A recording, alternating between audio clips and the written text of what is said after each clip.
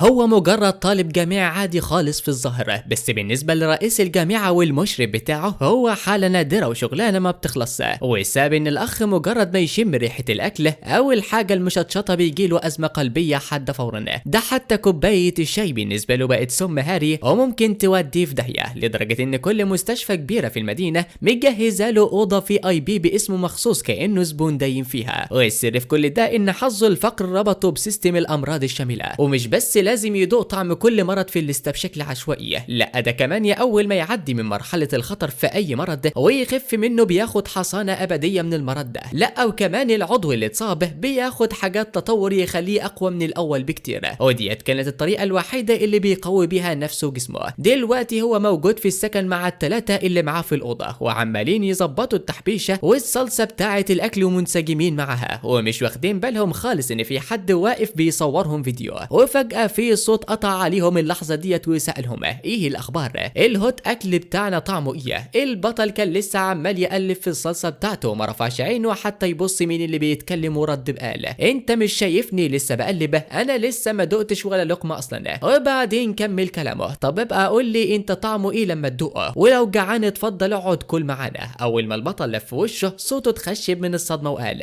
يا ستار يا رب المشرف ليو انت بتعمل ايه هنا. ليو رد عليه بابتسامة صفراء وشيطانية لو ما كنتش جيت وظهرت دلوقتي الله اعلم كنتوا هتطبخوا ايه المرة الجاية، كلكوا على رجليكوا فورا. الزعيق ده خلاهم التلاتة ينطوا من مكانهم زي السوستة من الخوف، وهو الوحيد اللي فضل قاعد مكانه متسمر كأنه تمثال. وفجأة صوت السيستم طلع في ودانه، تم رصد مضيف مناسبة جاري ربط السيستم الآن. البطل اتجمد ثانية وبعدين الفرح انفجر في قلبه وقال لنفسه اخيرا السيستم وصل، من النهارده بقى عندي شفرة انا كمان وهكسر الدنيا. تم الربط بنجاح وسمع رسالة مبروك يا بطل، السيستم ده منقي لك مئات الامراض علشان تجربها كلها، من اول الكسور والامراض الخبيثة لحد امراض القلب وحاجات تانية كتير. المضيف يقدر يختار دلوقتي مرض واحد علشان يبدأ التجربة. الضحكة اللي كانت على وشه اتجمدت وتحول لصدمة وذهول تامة. الناس بيجيلها سيستم يديها فلوس وقوة خارقة، وانا جاي لي كتالوج امراض ومستشفى متنقلة. السيستم رد عليه لما ما لقاش استجابة، مفيش رد خلاص السيستم هيختار بالنيابة عنك. مبروك يا وحش جالك أزمة قلبية حادة في عضلة القلب. البطل شتم في سر وقال يخرب بيت الفقر، السيستم ده بيتكلم بجد، ده أي سيستم تاني بيخلي صاحبه وحش الكون ويوصله للمجد، وأنا حظ رماني في الحتة الزبالة ديت. رجع للواقع وبص للمشرف ليو وقال له يا دكتور ليو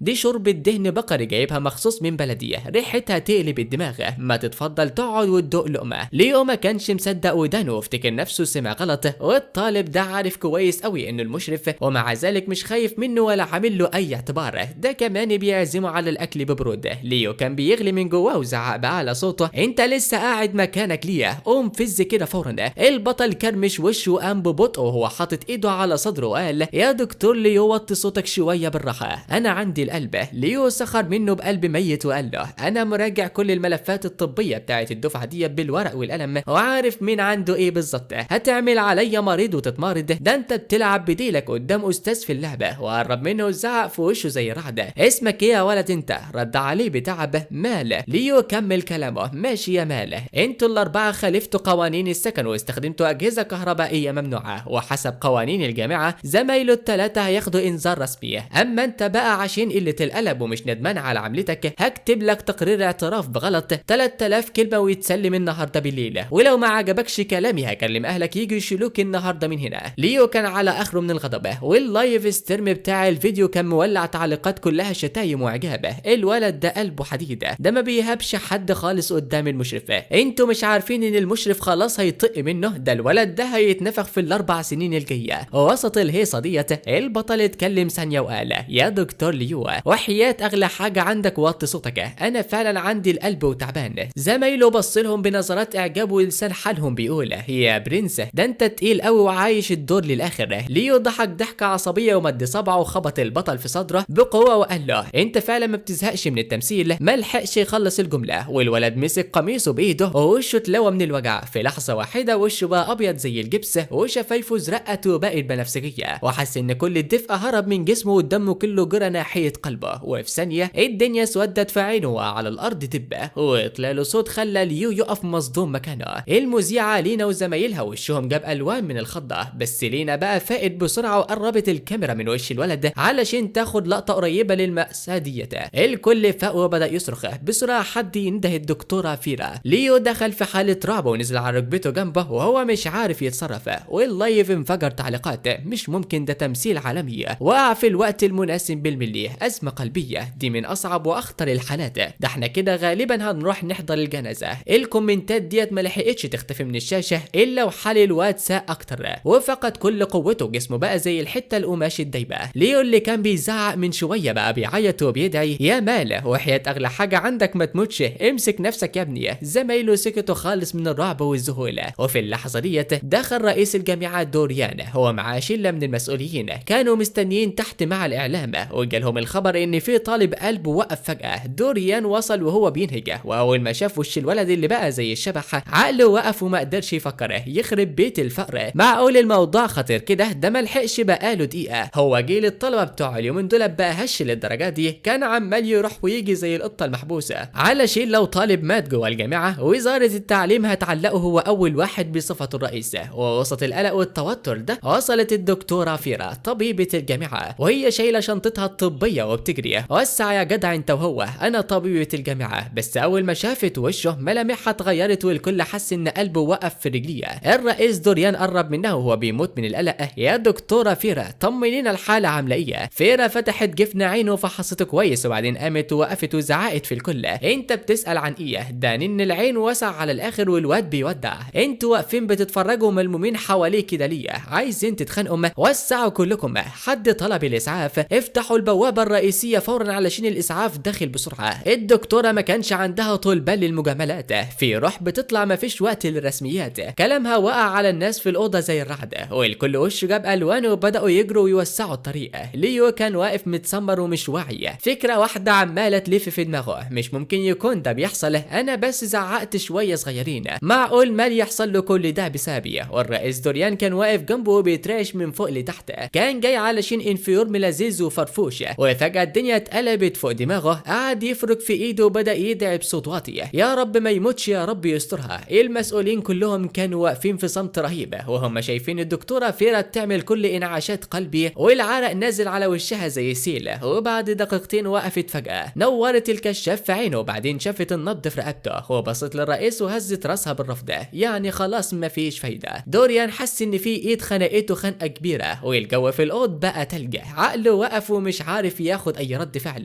ليو اللي كانت جنبه كان وشها نسخة منه، خلاص كل حاجة ضاعت. النائب اوين قال لدوريان بصوت واطي يا رئيس لازم نمشي باقي الطلبة على اوضتهم فورا. دوريان وافق وهو مش قادر يقول حاجة، واوين شاف ان الرئيس فقد اعصابه تماما، فلف للمشرفين التانيين وقال لهم يرجعوا الطلبة مكانهم. دوريان كان عارف ان الموضوع ده مش هيتلم، الطقم بتاع التلفزيون لسه بيصور واللايف شغال، وقصة المشرف اللي موت الطالب من الرعب علشان حلة اكل هتبقى ترند وتلف الكوكب كله. حد نده وقال سيادة الرئيس الاسعاف وصل. دوريان هز راسه من غير ما ينطق بكلمة علشان هو شايف ان المستشفى دلوقتي ملهاش لازمة، الولد بالمنظر ده يطلع على المشرحة عدل. وفي اللحظة اللي الفكرة ديت جت في باله البطل فتح عينه فجأة وسحب نفس طويل وعميق، الكل اتنفض من مكانه ودوريان من خضة رجليه خلته رجله كان هيقع على الارض. البطل بص له بابتسامة صفراء ومحروقة، يا جماعة انتوا لسه هنا؟ كلتوا ولا لسه؟ دوريان كان صوته بيرعش من كتر المشاعر المتلخبطة، لولا ان الدنيا نهار كان حلف انه شاف عفريتة. مال بقى انت عايش يا ابني؟ البطل رد بضحكة باهتة، مش ميت بس مش هقدر اقول ان رجعت تماما، قلبي لسه بيوجعني قوي. ملحقش يخلص كلامه والدكتورة فيرا حطت له حباية من بتوع ازمات القلب تحت لسانه بسرعة وقالت له امسك نفسك يا مهلة، الدكاترة خلاص وصلوا. ومع كلامها رجالة الاسعاف دخلوا الاوضة وبدأوا يفحصوا بسرعة البرق وشالوه على النقالة في حركة واحدة. دوريان جرى وراهم علشان يركب معهم بس المسعف وقفه وسأله انت قريبه؟ رد دوريان لا انا رئيس الجامعة. المسعف بص له بنظرات شك وقال له رئيس الجامعة ومالك مرعوب كده ليه اكتر من ابوه؟ المسعف ما يعرفش ان الولد ده لسه راجع من الموت حالا، وان كل المسؤولين اللي واقفين دولت على تكة وهيجي لهم انهيار عصبية، بالنسبة ليهم مال دلوقتي هو قنبلة مؤقتة ومسؤولية قانونية ماشية على رجلين، وطبعا لازم يترعبوا. المسؤولين التانيين اكدوا للمسعف ايوه فعلا ده رئيس جامعة الزراعة. المسعف وافق وقال تمام اركب معنا بس لازم تبلغوا اهله فورا علشان لو احتاج عملية لازم توقعهم. دوريان لسه لسه بيركب الاسعاف سمع صوت مال الضعيف بيقول خلي لينا تركب معانا هي كمان. هو كان لمح الكارنيه بتاعها من شويه، وبصراحه وجود الكاميرا متوجه عليه كان محسسه بامان غريبه. لينا طبعا ما كانتش هتفوت فرصه تصوير حاجه زي ديت.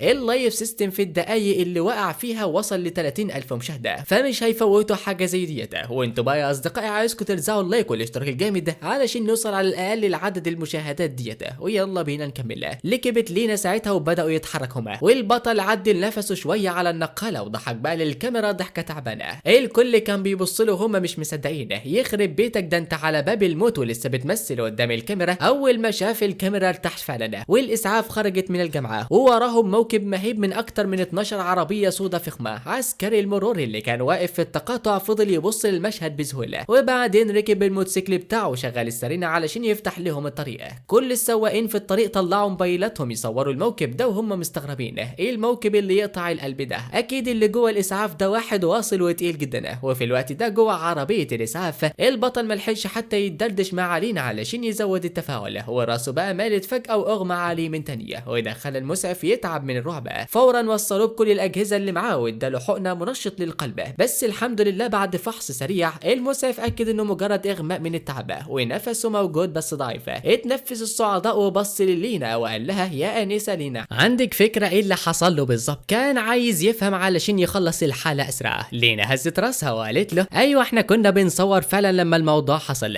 المسعف ضغط عليها علشان تحكي التفاصيل. قالت له كنا ماشيين في سكن الولاد وسمينا ريحه اكل حلوه من اوضتهم فدخلنا نشوف في ايه. الممرضه اللي كانت معاهم سالته ممكن يكون الاكل المشطشط هو اللي عمل له الازمه ديت. لينا ردت لا لما دخلنا كانوا لسه بيجهزوا الصلصه وما لمسوش الاكل اصلا. كلامها خلى المسعف يستغرب اكتر. لو الكلام مش السبب يبقى في صدمه عصبيه ونفسيه هي اللي اثرت على القلب. لينا افتكرت وقالت صح قبل ما يقع المشرف كان بيزعق له علشان الاكل ومخالفته للقوانين، وانا فاكره كويس ان ليو خبط بصباعه في صدر مال 3 مرات بقوه وهو بيامره يكتب تقارير اعتراف. اول ما قالت كده كل المسؤولين اللي بيتابعوا اللايف حرقوا علشان لو الاغماء ده حصل بسبب المشرف ليو كده هيلبس قضيه جنائيه. المسعف استغرب وسال هو مجرد الزعيق يعمل كده؟ لينا ردت لوحده ممكن لا، بس ليو كان صوته عالي قوي ومال قعد يتحايل عليه يوطي صوته علشان مريض قلبه. شاورت للمصور يفتح الفيديو ورت المسعف اللقطه وشافوا ليو هو بيخبط في صدر الولد والولد بيترعش لحد ما وقع. المسعف بقه اتلوى من الصدمه وهو بيشوف للمشهد ده. الموضوع بالنسبه للبطل كان قمه في المسخره، يعني ازاي هيكتب تقرير الحادثه ديت؟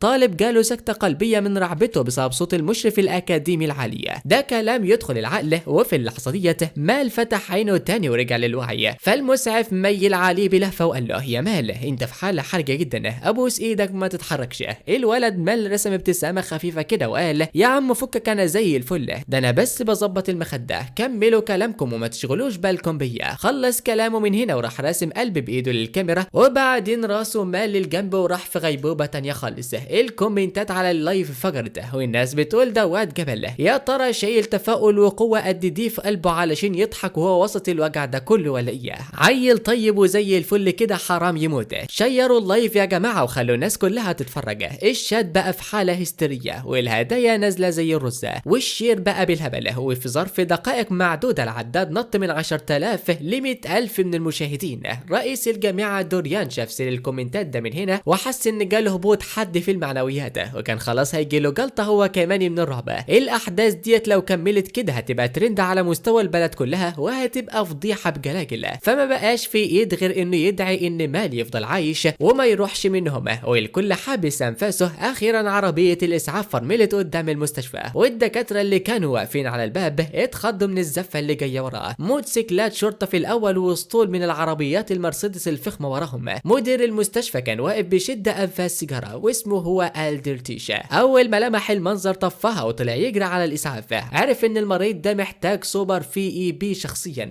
فقعد بقى يزعق حطه على النقاله بسرعه. بلغوا فريق الجرحى يجهزوا له حالا. فين المسعف؟ حد يفهمني الحاله ديت فيها ايه؟ وبما ان المدير الكبير اتحرك يبقى الدكاتره والبروفيسورات ورؤساء الاقسام كلهم يتحركوا وراه. ممرضه غلبانه كانت واقفه في النص خدت كتف قانون وطلعت بره الليله وهي مش فاهمه اي حاجه. حتى كيس المحلول بتاع واحد من كبار الدكاتره خطفوا من ايديها وكمل هو. كتيبه من البروفيسورات كانوا بيزقوا مال لغرفه الطوارئ بسرعه الصاروخ المخ، ولينا والمصورة بتاعتها وراهم كالعادة بيصوروا كل تفصيلة. المدير ألدرديش أول ما لمح طقم التصوير اتأكد إن الممرض ده وراه قوة إمبراطورية مهمة جدا، وما دخل أوضة الكشف ولينا والمصور وقفوا بره علشان ممنوع إن هم يدخلوا. فالمصور سألها يا لينا هنفضل نصور؟ ردت عليه وعينيها ثابتة وبكل يقين أيوة طبعا هنصوره، الأمراض والحوادث جزء من حياتنا الجامعية برضه، مش لازم ننقل الجنب المنور بس، لازم الناس تشوف الحقيقة الكاملة. المصور هز راسه، وفعلا من ساعة ما بدأوا يتابعوا مال والأرقام عمالة تعلى وما بتوقفش.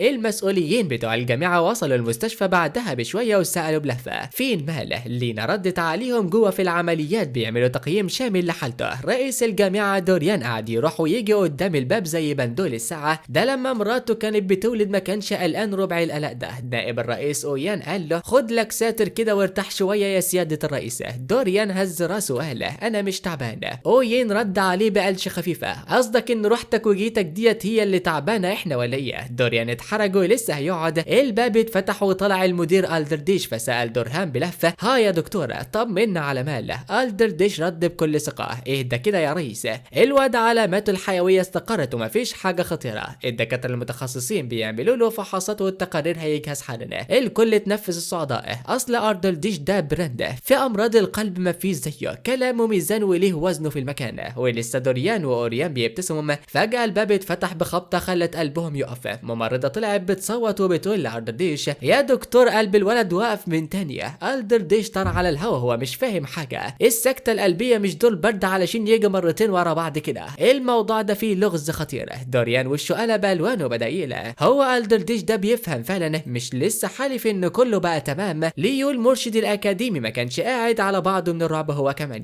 دوريان طبطب عليه وقال له خليك قوي كده يا عم الحاج ما تلومش نفسك على اي حاجه، الموت ده بقدر. ليو خبى وشه بين ايده والدموع نزلت، كله بسبب ما كانش لازم اعلي صوتي عليه. بعد نص ساعه ألدرديش طلع من الطوارئ وشكله مهووس وتعبان جدا، فالكل هجم عليه ايه الاخبار؟ ألدرديش سكت شويه وبعدين قال مال عنده انسداد في الشرايين الثلاثه بس مش مع بعض، الانسداد بيجي ويروح بشكل غريب ومفيش اي قانون للموضوع. انا عارف ان الكلام ده بيشطب على كتب الطب كلها بس ديت الحقيقه، وانا شخصيا مش عارف اقول ايه. الناس فهمت هو تعبان ليه، ده الشريان الوحيد لما يتسد بيخلي الواحد يودع، ما بالك بمال اللي الشرايين الثلاثه بيلعبوا معاه عسكر وحراميه. ألدرديش قال لهم ان هم عملوا اجتماع طارئ وقرروا ان مال لازم يعمل عمليه قلب مفتوحه وتغيير شرايين بالمره. اللايف اتقلب والناس بتقول الموضوع كبير وداخل في قلب مفتوح يا جدعان. دوريان قال بحزمه يا دكتور الجامعه هتتحمل كل التكاليف، الفلوس مش هتقضيها، اديله بقى احسن حاجه في كل حاجه وما تستخسرش واحنا هندفع.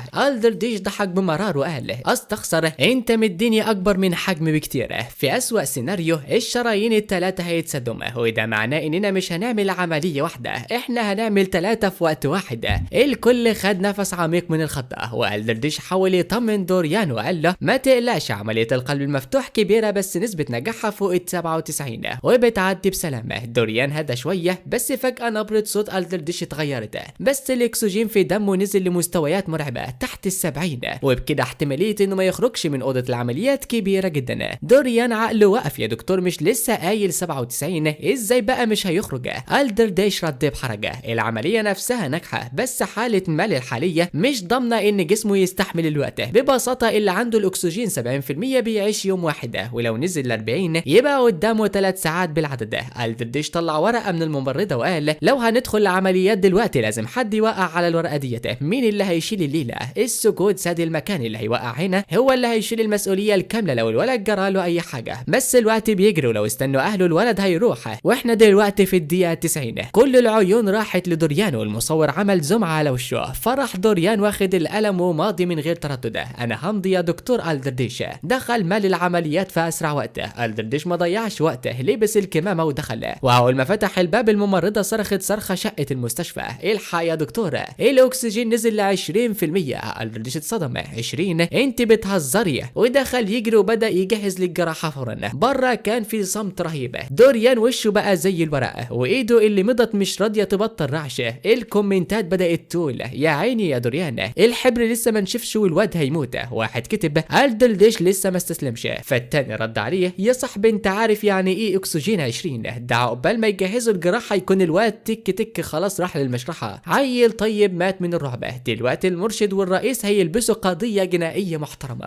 اللمبة الحمراء نورت فوق الباب، وكلمة جري إجراء الجراحة بقت منورة زي النار. دوريان قعد يصلي ويدعي بكل ما عنده، ونظر في سره لو مال عاش هيعامله زي ابنه بالظبط. على الظهر دوريان كان قاعد في الممر وكأنه كبر 20 سنة في ليلة واحدة. ليانا قالت له يا سيادة الرئيس روح ارتاح واحنا هنراقبه، بس هو واليوه ما تهزوش من مكانهم طول الليلة، وعينيهم كانت خلاص هتجيب دم من السهر. دوريان رفض وقال هستنى اسمع الخبر بنفسي ايا كان. الناس في اللايف اتأثروا وقعدوا بقى يقولوا لو كان في عدل من الاول ما كانش ده حصل له، بس برضه صعب تلوم المرشد. مين يتخيل ان ازاي بيجيب سكتة قلبية؟ المدرسين كلهم بقى يوطوا صوتهم في المحاضرات الصبح بعد كل اللي شافوه. الولد ده خلى كل المدرسين في البلد يبقوا كيوت. بعد كده اللايف سأل العملية بقى لها 10 ساعات، هو الولد مات ولا لسه؟ واحد رد لو كان مات كانوا طلعوا مهد، طول ما هم جوه يبقى في امل. وفجأة الباب اتفتح والدردش والدكاترة طالعين بيمسحوا عرقهم وبيتكلموا بحماس رهيب. دوريان والناس وقفوا بس الدكاترة مشوا ولا كأن حد واقف. عمري ما شفت كده في حياتي، انا سجلت العملية كلها وهكتب بحث يقلب الدنيا، مفيش حد يلمس الداتا بتاعتي. الدكاترة قعدوا يتخانقوا على مين اللي ليه الفضل. واحد يقول لولا دقني ما كانش الاكسجين رفع، والتاني يقول بطل فشر الاكسجين ده كان هيموته من زمان، في حاجة تانية هي اللي انقذته. دوريان مسك الدردش وسأله